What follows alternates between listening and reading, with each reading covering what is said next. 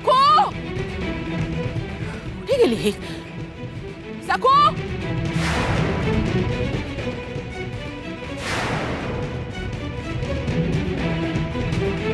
अगं बाई, घरात नाही बाहेर नाही, ही दिवटी उलटली तरी कुठे? सखू सखू अहो अहो कुठे नेताय मला? चल मालक मालक मी काही चुकीचं केलं असेल तर माझ्यावर पुन्हा आसूड मारा ना. पण पण हे असं कुठेतरी काय नेताय? चल मालक मालक अहो असं काय करताय? एक शब्द बोलू नकोस. चल असं ऐकून तरी घ्या अहो.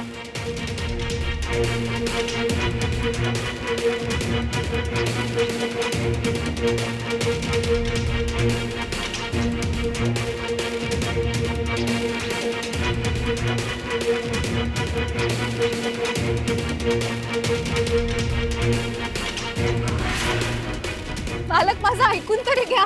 चल तिकुशेट तुळसाचा हात धरून कुठे चालले? आणि ही मालक मालक करती म्हणजे ही नक्की तुळसाच आहे.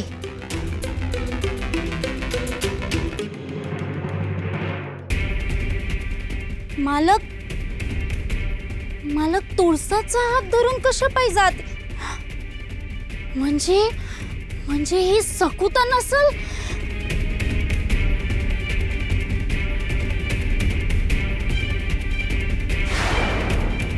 चल अहो ऐकून तर घ्या.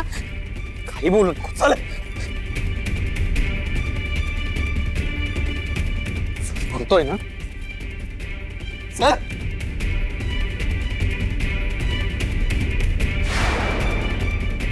दिसा उजेडी असं समध्या गावासमोरून नेत आहेत.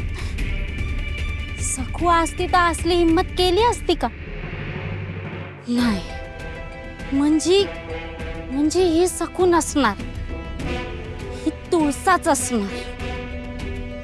होय.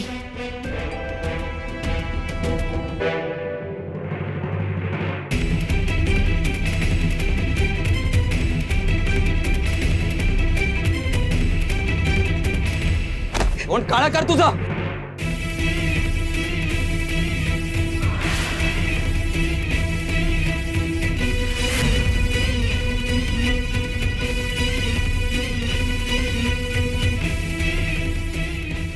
नाही हो ह्याला असं बाहेर काढू नका. मला विट्टी सारखं बोलतेस.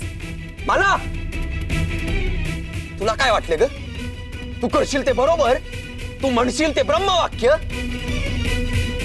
नाही ते काय नाही. तू या घरात काय या गावात पण पाऊल ठेवायचं नाहीस. कळलं? अहो माझं ऐकून तर घ्या. जो जे सांगेल तसंच वागते ना मी. कोणाला त्रास देते का? सगळी कामं करते. हे कामाचं कसलं कौतुक सांगतेस ग?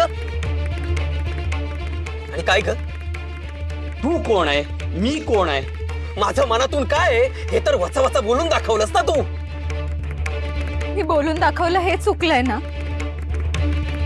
मी क्षमा मागते. मग मी कुणालाच काहीही बोलणार नाही. आणि मी सखू आहे हे सुद्धा मीच विसरून जाईन. द्याल ते खाईन नाहीतर उपाशी राहीन. पण मला घरात तर काढू नका.